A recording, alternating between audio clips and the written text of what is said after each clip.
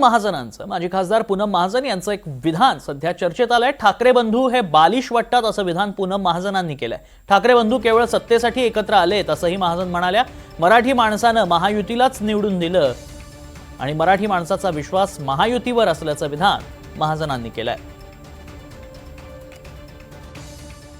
Bharatiya Janata party आणि त्यांच्या सहयोगी महायुती पक्षांना पूर्ण महाराष्ट्रभरामध्ये प्रचंड सक्सेस मिळाला आहे।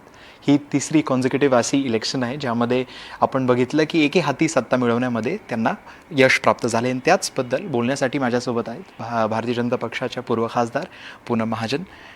तुम्ही कसं बघता ह्या पूर्ण सिनारिओकडे? 29 पैकी 25 अशा महानगरपालिका आहे जिथे प्रायमरी फोर्स बनून महायुती आली आणि जिथे नाही आली तिथे खूप टफ फाईट दिली त्यांनी उरलेल्या पक्षांना।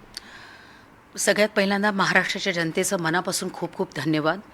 तुम्ही भारतीय जनता पार्टी आणि महायुतीवर विश्वास ठेवला, तुम्ही मुख्यमंत्री देवेंद्र फडणवीसांवर विश्वास ठेवला आणि ज्या पद्धतीने महाराष्ट्रासाठी आमचा जो मास्टर प्लॅन आहे आणि प्रत्येक शहरासाठी वेगळा आहे, ज्यांनी महाराष्ट्र समृद्ध व्हावा, महाराष्ट्राचा भूमिपुत्र समृद्ध व्हावा आणि महाराष्ट्राचा मराठी माणूस समृद्ध व्हावा, यासाठी तुम्ही आशीर्वाद दिला। पुढचे 5 वर्ष आम्ही जनतेसाठी काम करू आणि त्यानुसार जनतेला पुढे घेऊन जाऊन म्हणतात ना, राहण्यासाठी पण महाराष्ट्रातलं प्रत्येक शहर सुकर राहावं आणि जगण्यासाठी यासाठी पूर्ण प्रयत्न करू।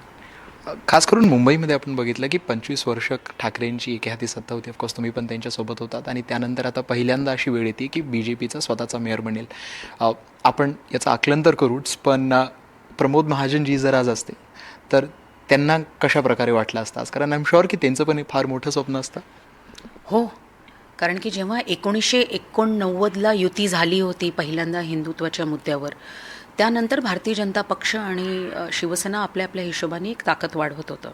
95ला आमची सत्ता आली, पण ती 99ला गेली आणि हळूहळू जेव्हा बाळासाहेबांचं थोडं राजकीय लक्ष कमी होत गेलं तेव्हा थोडे थोडे दुरावे निर्माण होत होते। संबंध चांगले होते, सगळं ठीक आहे, पण येणाऱ्या काळात फारच दुरावे 2010-11 पासून वाढत गेले आणि शेवटी प्रत्येकाला आपला पक्षच पहिला असावा आणि एक हाती सत्ता असावी नेहमी वाटतं। प्रमोदजींना खरंच बरं वाटलं असतं आणि हे बरं वाटतं मला वाटतं त्यांचं स्वप्न भारतीय जनता पार्टीच्या महाराष्ट्राच्या सगळ्या कार्यकर्त्यांनी आणि त्यांच्या नेत्या देवेंद्र फडणवीसचे, प्रमोदजींचे सगळ्यात आवडते होते, त्यांनी पूर्ण केलं, हे नक्की बरं आहे। आणि येणारा काळ हा लोकांच्या सेवेसाठी असावा, जे आमच्या संघटनेचा विचार आहे तो आम्ही पूर्ण करू। आम्ही जेव्हा ग्राउंडवर रिपोर्टिंग करत होतो इलेक्शनच्या आधी, आम्हाला कळलं की जो ठाकरे बंधूंनी जो मुद्दा मांडला होता की उत्तर भारतीयांचं जे नंबर आहेत मुंबईमध्ये तो वाढत चाललेला आहे आणि एक प्रकारे मराठी आयडेंटिटी थ्रेटमध्ये आहेत, थोड्या प्रमाणात त्याच्यासाठी टेकर्स होते, थोड्या प्रमाणात असे लोक होते की ज्यांना ती भीती खरी वाटत होती आणि आपण ते रिझल्टमध्येही बघितलं। कारण काही पॉकेट्समध्ये ठाकरे बंधूंना, खास करून उद्धव ठाकरेंना चांगला सपोर्ट मिळाला आहे। As a senior Marathi BJP leader, तुम्ही त्या मुंबईमध्ये राहणाऱ्या मराठी लोकांना ज्यांचा टक्का दिवसेंदिवस कमी होत चालला आहे त्यांना काय आश्वासित कराल ह्या पूर्ण बॅकड्रॉपमध्ये? सगळ्यात पहिल्यांदा मला ना हे सगळे फार पोरखेळ वाटतात अशा गोष्टी म्हणणं। मराठी माणूस कोण असतो? छत्रपती शिवाजी महाराजाचा मावळा कसा असतो? आज महाराष्ट्राचा मुख्यमंत्री हा मराठीच आहे ना।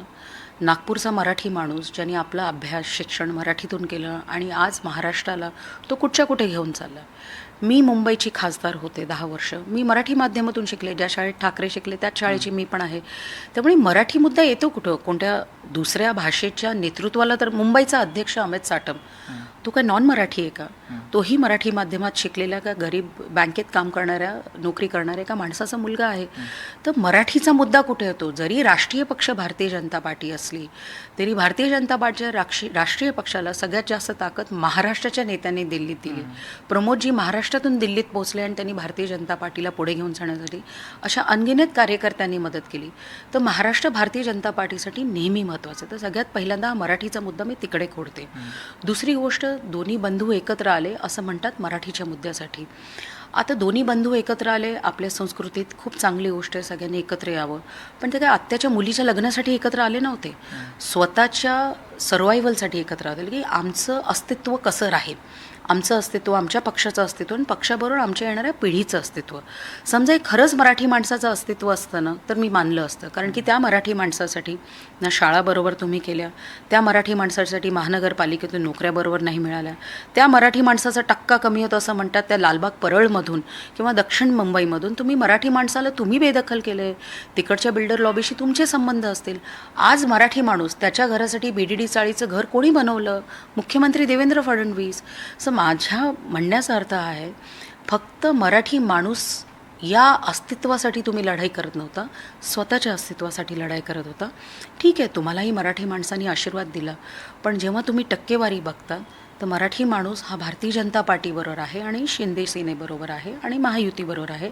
हे तुम्ही महाराष्ट्रात बघितलं. त्यामुळे उत्तर भारतीय टक्का वाढतोय का कमी होतोय ते महत्त्वाचं नाही, मराठी माणूस आणि भूमिपुत्र त्याचा सन्मान वाढतोय हे आमच्यासाठी महत्त्वाचं. ह्या होत्या महाराष्ट्राच्या आणि मुंबईच्या पूर्व सांसद पूनम महाजनजी. माझे सहयोगी राजेंद्र दयाळकरसह मी अनुज रायते, NDTV मराठीसाठी मुंबईकडनं.